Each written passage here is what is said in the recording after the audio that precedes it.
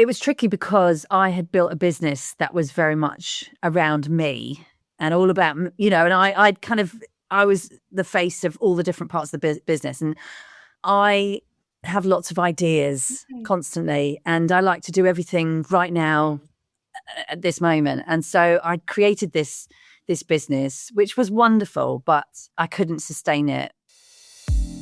3 founders walk into a... Hi, I'm Emma Campbell from The Coaching Point. I'm one founder, Helen Wingrove-Sanders from Halfback. Hiring for and building awesome companies is the other, and together we are the 2. And every week, one of us invites a founder the other one has never met. They're the one. 3 founders, 2 hosts, and none of us know where we're going. Because our guest doesn't join the conversation. They choose where we've walked into. Could be in a coffee shop in Rome, hanging out in a tree house in Costa Rica, or by a log fire in Val d'Isere, or on a canteen on the Starship Enterprise. We won't find out until we're here today and they arrive. So we have 3 questions, and the rest just happens. Whatever happens when the 3 founders sit down and get honest. So this week, I've invited someone I think you'll love. Helen, are you ready? I was born ready. You know that. We've already had this conversation. One of us was born ready. Yes, I'm excited. I'm really excited. So what's been going on with you this week? I've had a bit of a weird week. In recruitment, that world can be a bit odd. So I had quite a few interviews, and unfortunately none of them... No, actually, I had quite a few interviews, and one of them got the job and they signed the contract. I've just sent that over. And then the other 4, none of them were offered the job, which is quite unusual. But it's not about ego, but it hurts, it stings, because I know that I can help these companies, and I know that those candidates are awesome, and now I've got to go and tell them. After I've spoken with you, I need to now go and tell them that they didn't get the job. So that's the bit of my job that I really don't enjoy. And then lots of networking, getting out there this year, doing more, getting my face out there, getting my business Halfback out there, and just really building things. So yeah, it's been one of those weeks. What about you? Yeah, it was a good week this week. It was like last week was full on. I had loads happening. I did loads of getting out and networking and doing all that kind of good stuff. And then this week was very much more getting my head into like the actual client work. So it was really nice to be in that kind of space and doing that stuff. So it was a little calmer than usual, a little less social, which is both good and bad. You can't have it social all the time, but yeah. But also as a founder, we have to do both bits, don't we? We have to do the delivery of the work that we're promising to our clients. Absolutely. And we need to be out there and being more visible, and that's how we get our clients in. So yeah, I don't have weeks where it's like busy last week and then quiet another week. It's just busy, but that's also me. But that's really good, isn't it? I mean, that's me. Yeah, and I think up until this week, I'd just been chocker up, like from the beginning of the year. I just kind of been going at it. But then, there's this has come up. So, this has kind of been a bit of a lead up to kind of get things ready for this and the few bits going on that are happening in the future. So it's good to have that little lull. And it's also given me a chance actually there's a couple of really knotty problems that I've got to work through. So it's given me a good chance to kind of figure those things out and what is it there that we need to kind of look at. So it's been good. Client problems or problems in order for you to progress with your business? Kind of problems with client, like, problems with their systems. So I kind of do a blend of 2 things. So I do coaching, but I also do some kind of operational stuff. So somebody's come to me with a problem that they have, and I'm trying to work out what's the best way to do something. And, with every organization, often it's the admin stuff that gets left to the last. So there's a situation where there's bits of information in all sorts of places, and trying to track where that information is and how to pull it forward so that we can move on. Like domain names, nightmare, typical things, and it's just been it's been a bit annoying. So being quite frustrating because I can't move on until I sorted that out, and I might have to hack the system a little bit in order to make it happen. So yes, that's been nice and interesting. But I see that our guest has arrived. Right, they're here. So we're now 3 founders walk into a. So now, so we're about to kind of find out where we're walking into. And I know this is a bit of a cheat because our remit is that we don't know, one of us is blind. No, one of us is not going to know who the person that we've invited in. Have you cheated? Have you cheated? I cheated a little bit, but it's a good cheat because it's the first one, and I kind of felt like we needed a safe place to start. Okay. So our guest is here, and Helen, you have absolutely no idea who's about to walk in, and we don't actually know where we are yet because they're going to decide. But I have cheated, and I'm really sorry. But it's our first one, and I have chosen somebody that we both know, but for really good reason.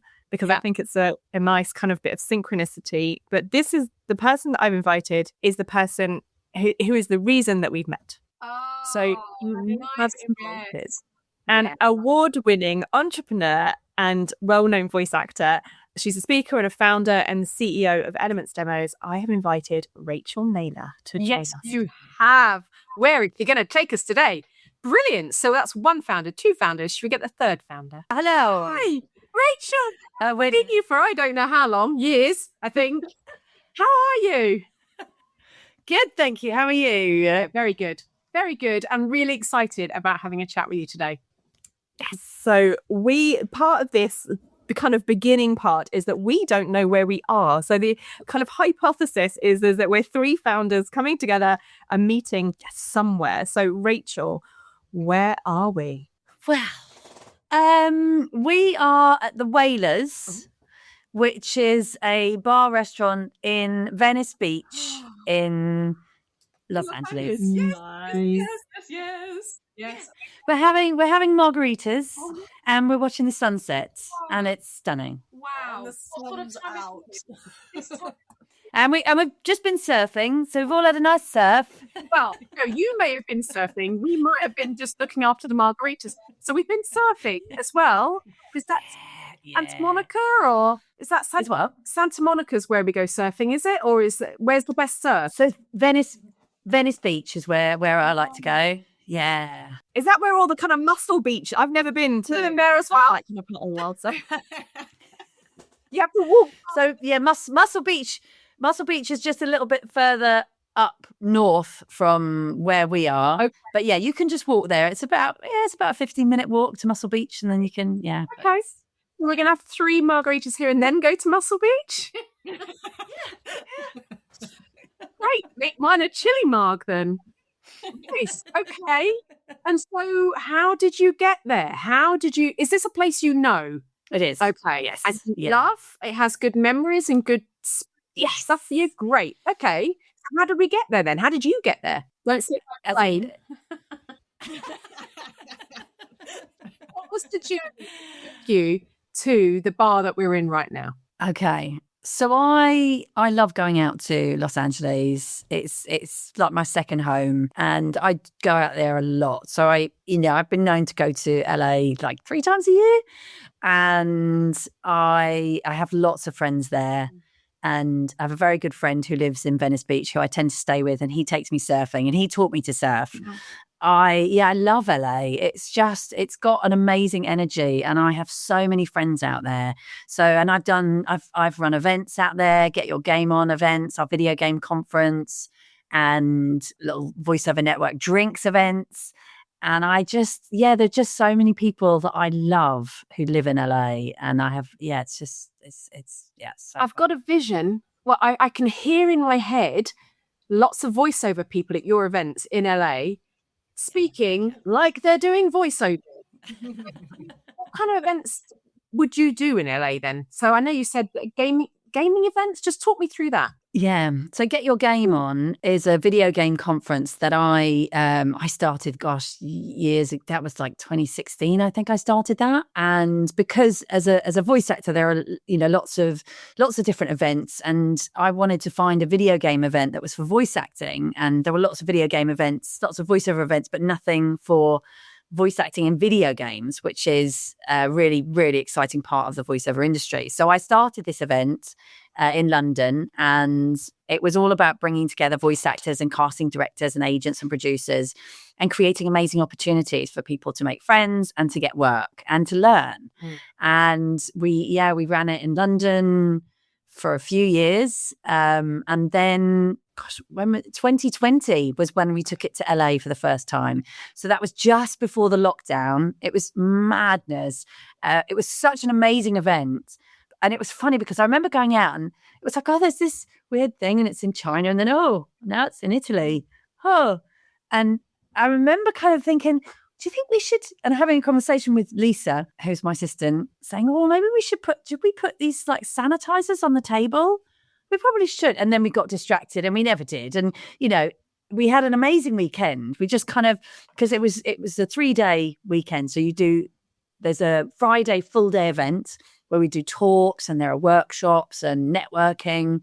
And then people get to choose to do like an intensive workshop on the Saturday and Sunday where they work with one of the speakers, so one of the casting directors in a group of 16. And it's really intense. And so we were all kind of hunkered down in this amazing weekend. And then we sort of, on the Monday, kind of went, oh, this is not good. That was the beginning of March. It was the end of February, beginning of March.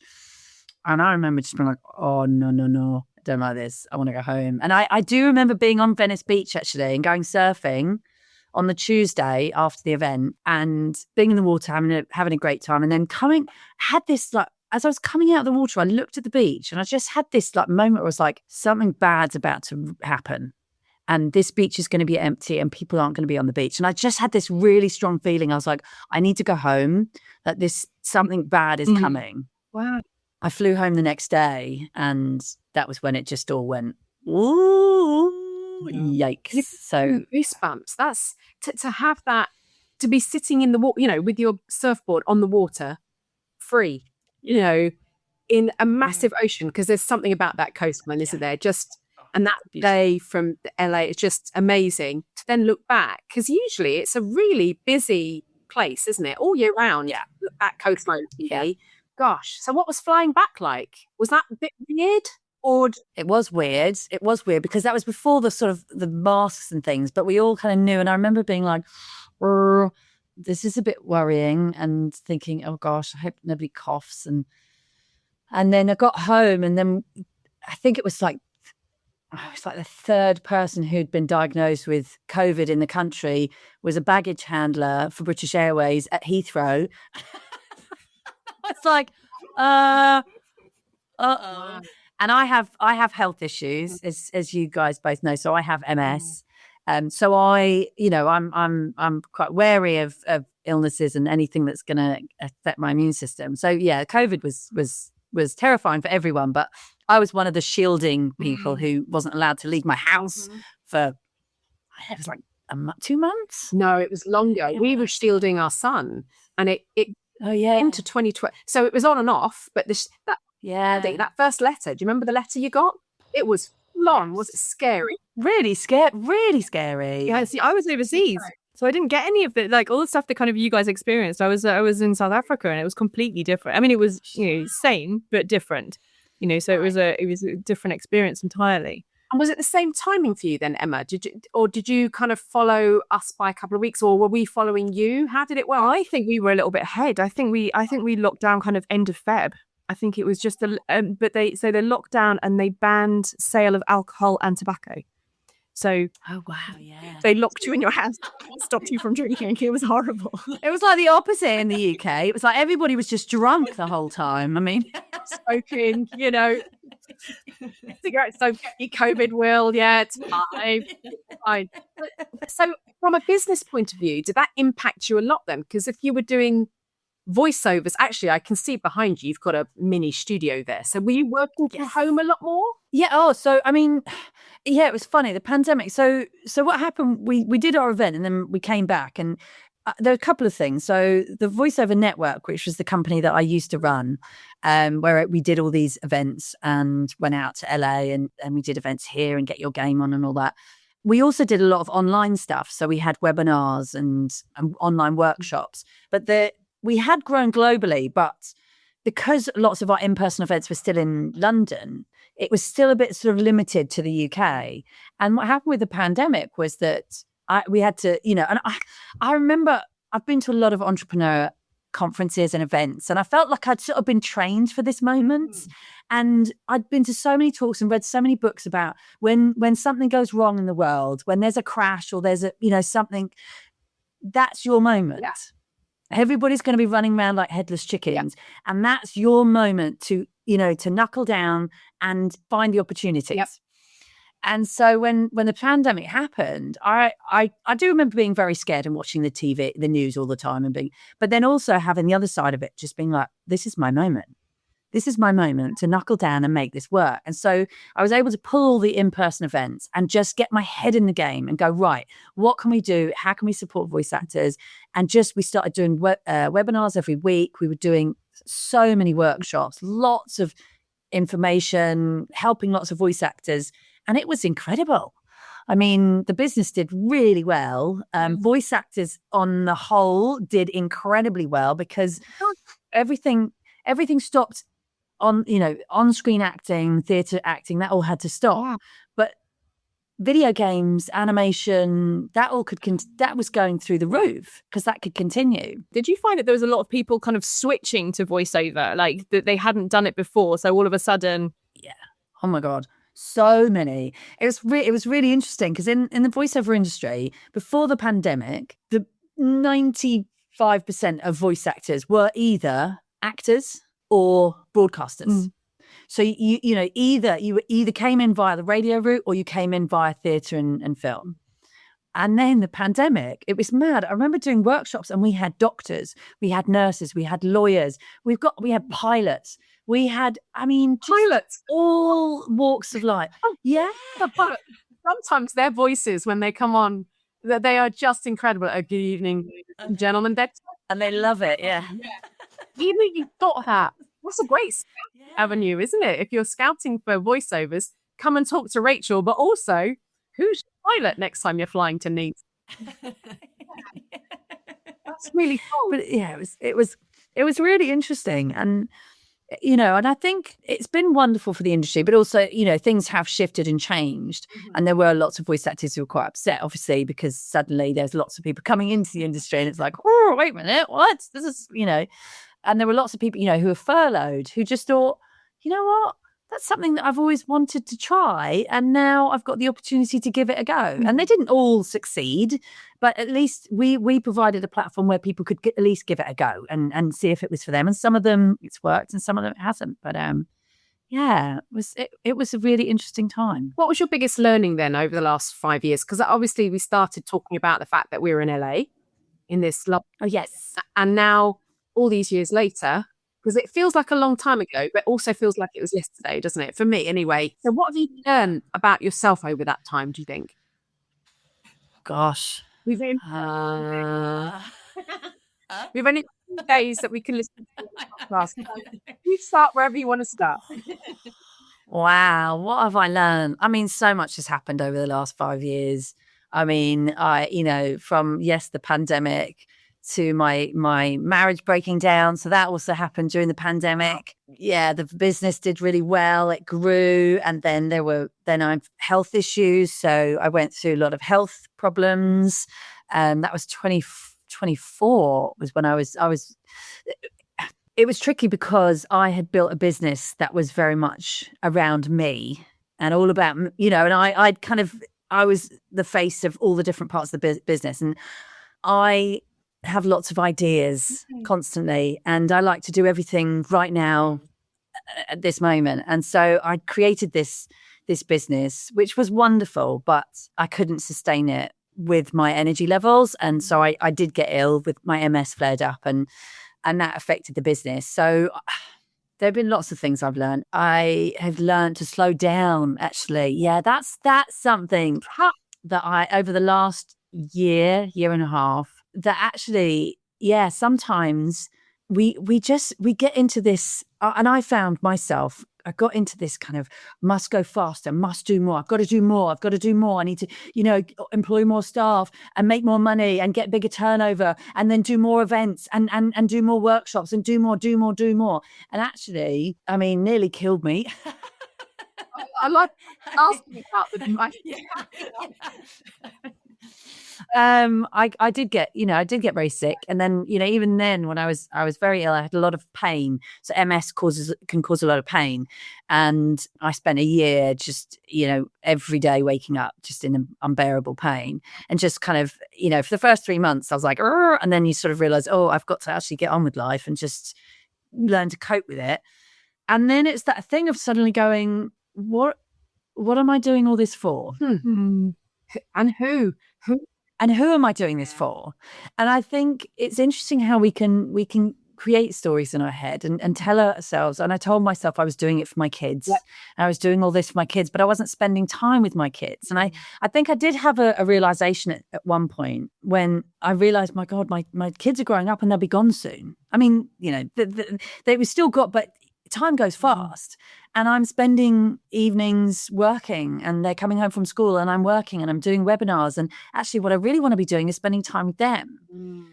So I had to do a lot of self-reflecting and realize, and again, it's that thing as well, turnover is what do they say? Turnover is vanity. It's profit. And you kind of chase, and I was chasing this turnover. I wanted turnover. I wanted a business that was turning over millions and I wanted to create an empire. And actually, what happened at the beginning of last year, 2025, I closed down the voiceover network, my business. Okay. That was difficult because it was my baby and I've been running it for 10 years and I was really passionate about it. But I realized that I needed to look after myself. And I'd spent so long looking, just helping everybody else. And by stopping and just going, wait a minute, now I can slow down. I can look after myself. I don't have lots of staff. I don't have lots of expenses and I can earn more. Yeah. I'm working less hours. I've got, 10th of the amount of stress, 5th of the amount of stress I was under. So no stress, like less stress, no staff, and I'm earning more. Yeah. Okay. Yeah. It's and isn't it? But you've and I can have naps. I tell you what, I love that's something I've learned. I love an afternoon nap. Oh my God, sign me up. Siestas, yes. Okay. So when you come back onto series 2 or 3, when we say 3 founders walk into a hotel room where we're all taking a nap, I don't know. Oh, I didn't think. You know what? I did think about that. Would that be weird if I said, "Well, just hanging out, relaxing in bed, just sipping a hot cocoa, and you got our pajamas on"? I mean, yeah. We'll do that later. What's it really interesting though, Rachel, is that energy you've got, and it is, we're not all sat. Well, we are sat in the same place because clearly we're in LA sipping our margaritas. They're going down very nicely. I know. Yeah. But what's interesting is you've got what I class as the founder's curse, but it's also a blessing. So you've got that energy. You've got you love chasing new things. You like using. You want it all. For what reason? Who knows? But we're just going to do it all. And then, actually, the blessing. I know having an illness is not a blessing.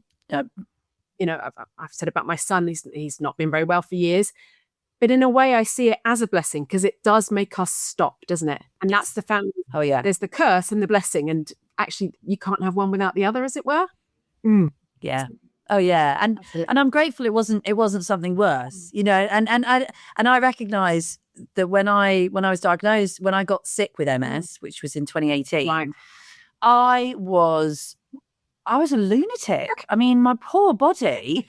And I think back and I'm like, it could have been so much worse because I was on this road of just, right, I need to be the perfect entrepreneur. I need to be the perfect mum. I need to be the perfect wife. I need to be super fit and thin and go partying all the time and live my life because I don't know when it's going to end. And I just kind of, I've done some research about it actually. And so it's interesting. So what happens with stress? So stress becomes addictive because it releases a chemical in our brain that we can become addicted to.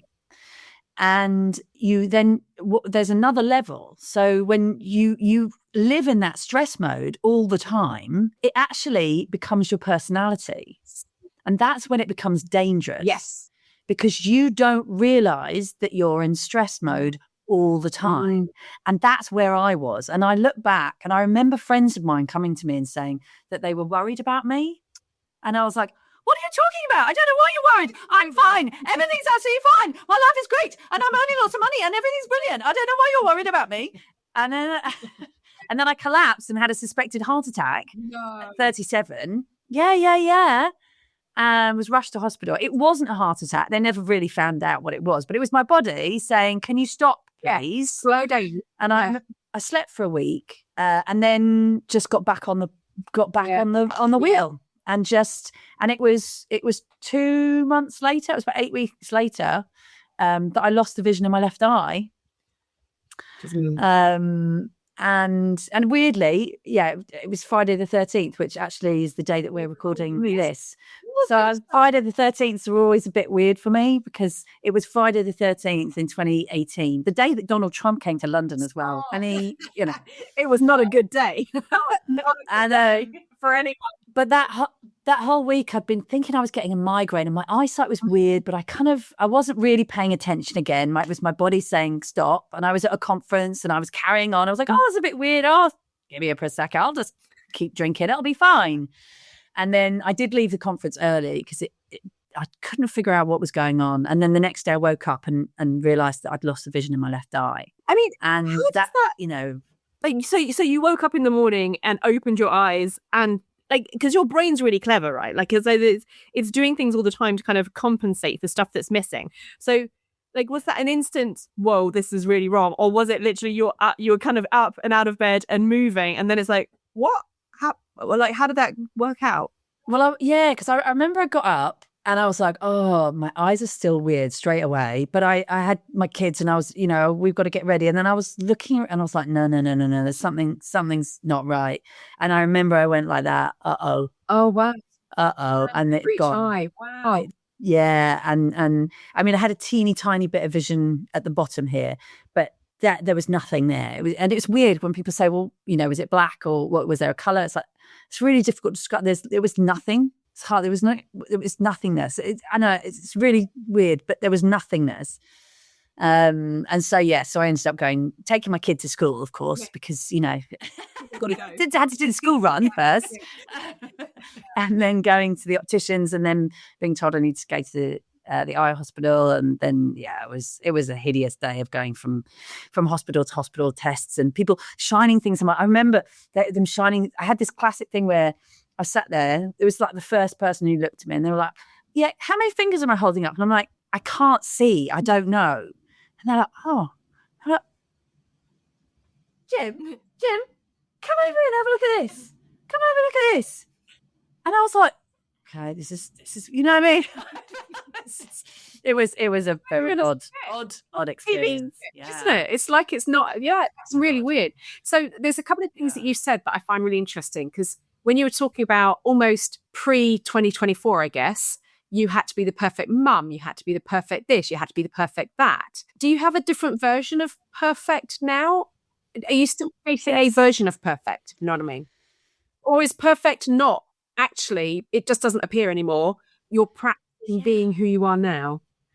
I think perfection is overrated. A little bit. Nobody wants perfection, and it's like, what is perfection? And I think and I think it's also that interesting word, what is success as well. We chase this word success, thinking that you're gonna suddenly arrive in success and it'll be la la la la la, and there'll be flutes playing and it's gonna be really relaxed and everything's and that doesn't actually exist. No. So, and having had levels of success that I have had in my life and my career, and seeing other people who are what I would see as success, and realizing that they're working incredibly hard, and it's not, you don't just kind of suddenly get there and then it's like you're done. So perfection, no. I mean, I think I gave up on that a while ago. I think being gentle and kind to myself is something that I've been working on, and that is I think we do live in a world of being told we need more stuff and we need to do more and we need to be thinner, we need to be, better clothes, bigger car, all this stuff. And it's hard to just suddenly just go, okay, actually, what are the most important things? And really the most important thing is your health, because you can't, your body, you get one body and once you've done damage. So I don't blame myself for the illness, for having MS. And by the way, my eyesight is back now. So I sometimes forget to tell people that. Gosh, blind in one eye. No, I've got my eyesight back. But yeah, it's that thing of just, listening to your body, because once you do the damage, it's very difficult. Now you can go back, and I am in a good place now, and MS comes every so often, and it will. I think it's just my body just saying, it's when I'm not listening, it'll just basically shut down and just say, it's enough. You're going to bed, and if you don't go to bed, you won't be able to see, and then you'll have to go to bed. And that's basically what happens with me. So I have to listen now. But I think it's important, for everyone listening to listen to your body before you get to that point. And I mean, in terms of your business, I mean, that's obviously had a massive impact on kind of how you've run your business and how you've changed. But do you think that if that kind of very specific crash hadn't happened, what do you think? Would you have just carried on in the same kind of do you know what I mean? Like, what would have been the thing that had stopped? It's almost like you're on a kind of a runaway train and you can't stop it until something really dramatic happens. That drama kind of has to occur for all of the reflection to happen, for all of the, that kind of stopping and looking back. But I mean, where do you think you'd be if that physicality hadn't stopped you? That's interesting. I don't know. I mean, I don't think I couldn't have carried on, because I was on this mad fitness thing as well, where I'd lost 2.5 stone in 3 months. I was doing these insanity max 30. Oh yeah. Where you basically and I wasn't eating properly, so there was a lot of things, and I think I was on a road to crashing, and I just, So I'm grateful and feel very lucky that it was MS and that it wasn't something worse, because it could have been a brain tumor. It could have been a heart attack. It could have been something that I couldn't recover from. I mean, it's weird to talk about cancer, because I went through, MS is a rubbish disease, and it's a horrible diagnosis. And I remember a friend of mine, she was diagnosed with cancer around the same time, and weirdly I was sort of jealous of her, in that with cancer's horrible. I'm not saying I don't want it, but you fight it and then you win. Or there's more of a fight. With MS, it's just, is it? And every time you feel sick or something comes, is it MS? Is it not? Nobody knows. Nobody will give you any definition. Should you take the medication? Should you not? Don't know. It's progressive, degenerative, whatever. And there's so much unknown about it, which is difficult. But you can, there's so much that we can do. And I think mindset is massive. And luckily I am strong. And I did go through depression. And depression is a part of MS.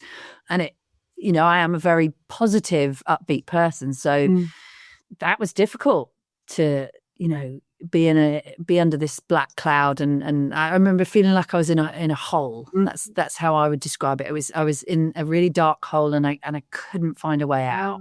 And for me, thankfully, I was working with a wonderful business coach at the time, Damien Mark Smith, who was running a retreat in Cape Verde. And it just all, had timings. And I remember him saying to me, you have to come. You have to come. That's it. You're coming. And I was like, oh, I don't know.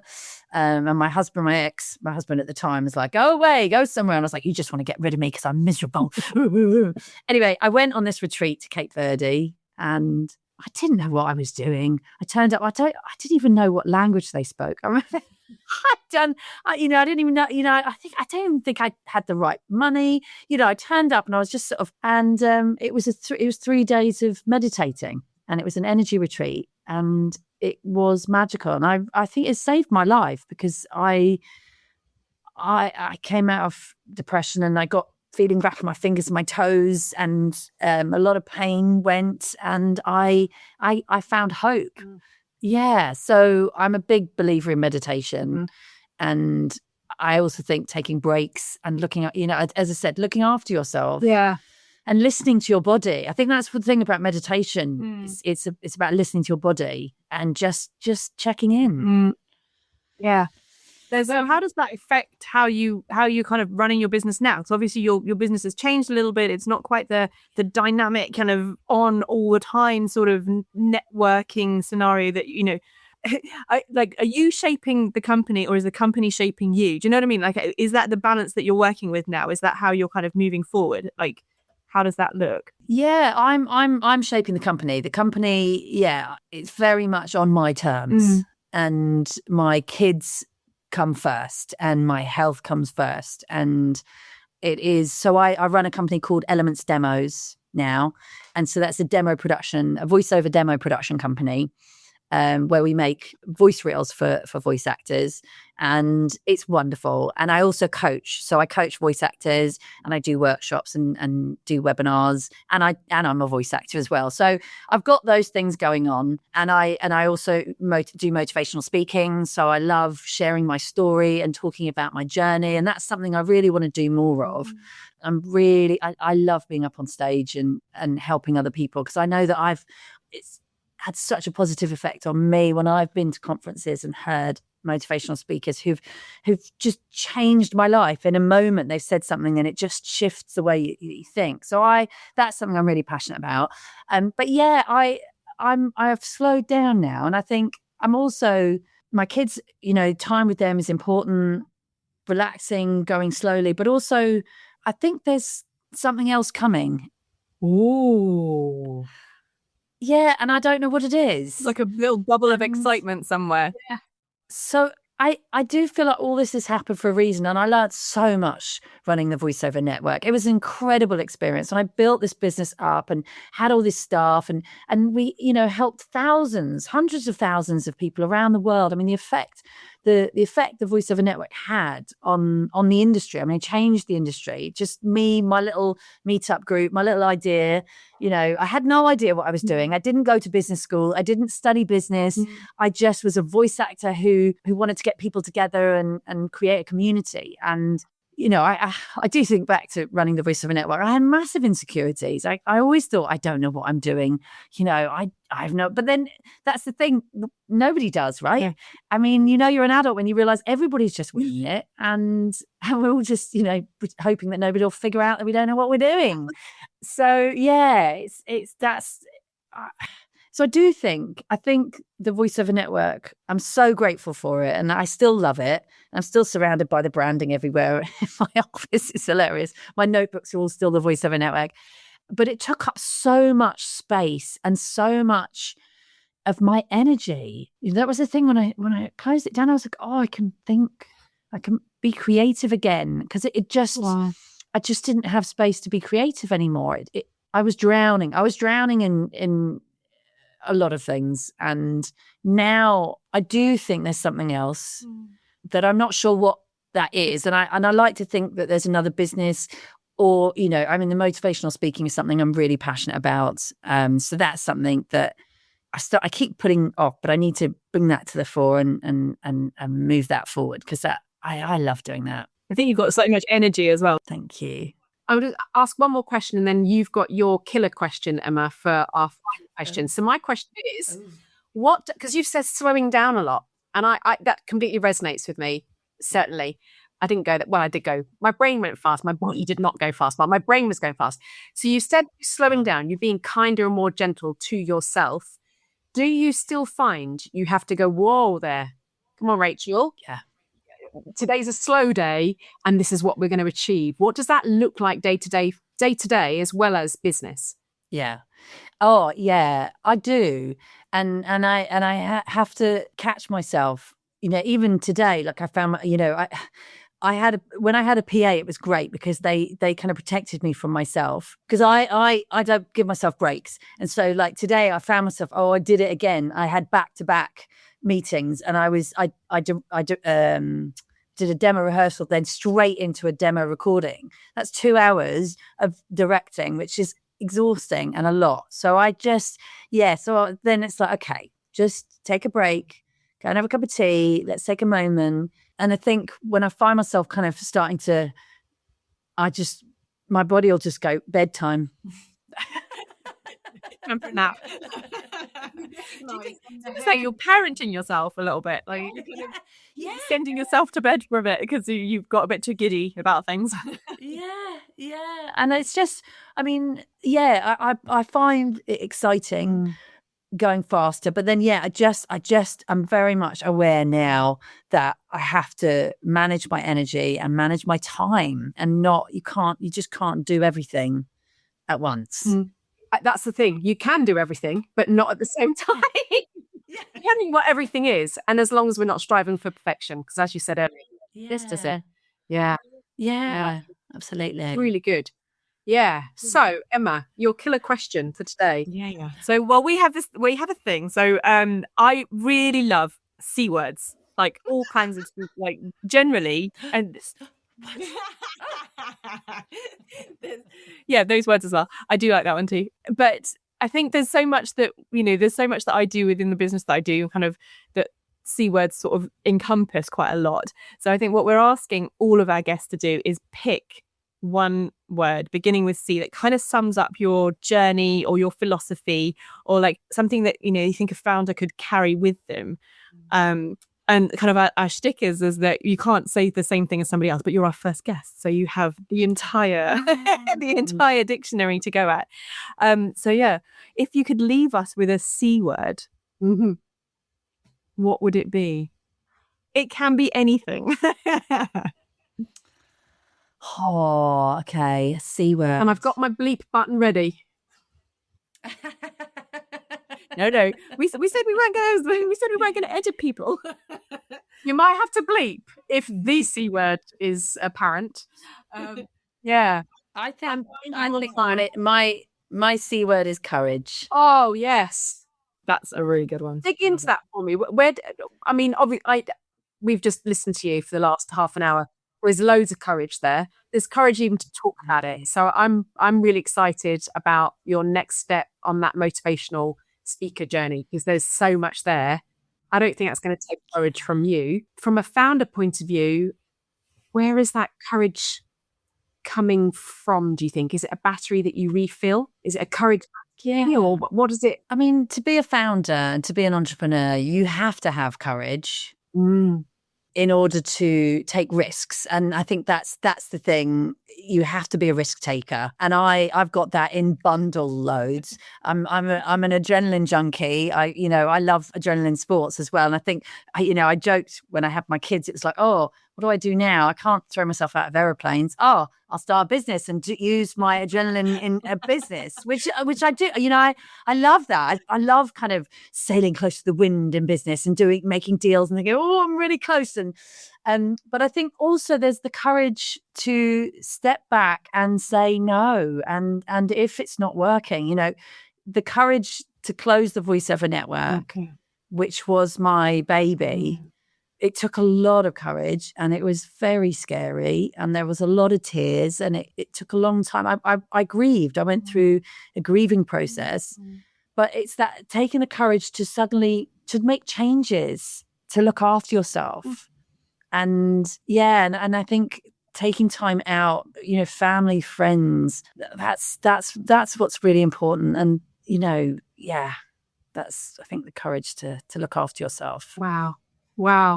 Well, Rachael Naylor, founder, chief exec, managing director of your own business, Elements Demos. Probably one of the most courageous people I know, I have to say. I know I've known you a while. Thank you. Yeah, I love the fact you've chosen courage, and I cannot wait to see what 2026 looks like for you. Thank you. Yeah, thank you so much. Oh, it's been an honor to be on here with you guys. I love you guys. 3 founders walk into a the podcast where you never know where you'll end up. Okay. Oh my gosh. That was a lot. It was so lovely to see her. Yeah. And yeah, I think courage was perfect. The perfect word. It's so interesting, isn't it? How people kind of come back on that. I thought, so because both of us have known her for a while, in different capacities, you work with her day to day. I've worked with her, helping her build her team. But what I took from today was that absolute clear synergy of being a founder of your own business often means making sacrifices, deliberately or otherwise, consciously or subconsciously, where, the whole family piece, I need to build this, that was the other thing. I need it to be perfect. I need. Yeah. But actually, what am I chasing and why? Who am I doing this for? Yeah. So the fact that, it's the synergy with my life in terms that, my son has been ill, and that's, I've used it as an excuse at times. Oh, I can't do this because, or I have to do this because. So it plays a role. And that's kind of what the MS was for her as well. I have to do this. I have to do more, So I just think there's a lot of learning we can do when we listen to people that have been through crap and she's been through it. But I think also, as I don't think a founder's journey is linear. I think it's so much of this kind of up and down stuff. It's never, and I think her honesty and being, really clear about that the grieving through losing the business, that, it's painful when that happens. It's not an easy thing to go through, and to not be bowed down by it, because I think it's really easy to have, to go through something like that and just go, oh, I'm not going to do it again. But just to kind of reassess, relook, take the time, like she said, slow down so many times. She's such a fast-paced person that, even her slowed downness is still quite quick, and kind of moving forward and really kind of pushing things. So I think that, and I always love that turnover is vanity. You just know it, that chasing the high, chasing the dream. It's so not bad to do it, but at the cost, you've got to weigh up that cost piece to it as well. I think it's there were lots of little things that I think she, I think the other thing I really liked was her, this is my moment.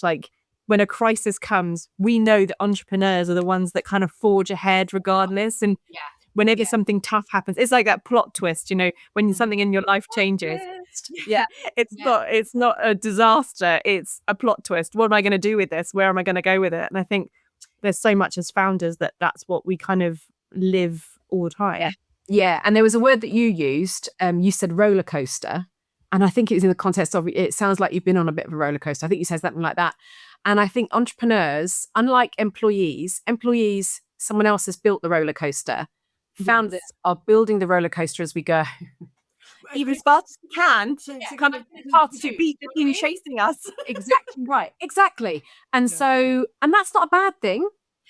But if you feel the roller coaster is out of control, which is what I kind of heard from Rachael, that she could control what she could control, but there are other things that she can't control. Whereas I feel like now she's taken a breath and she is controlling what she can control. And is happier for it. I think that's really key. I wonder what other lessons we're going to learn as we talk to more and more people. I just love it. What a great first guest. Yeah, it was a really good first guest. Thank you for letting me cheat. I'm sorry. I won't do it again. Great cheat. That was a great cheat, but that is our only cheat. Yeah, agreed. Yeah? Agreed. Okay. Well, maybe no. We're building the roller coaster as we go, as we know. Yeah, it's all happening. But so next week we have another one. So it's your guest next week. I'm very much looking forward to it. Yeah, I will. Yeah, we'll see you then. See what happens. See you there. Have a lovely week. And you. 3 Founders Walk Into a. New episodes every Friday.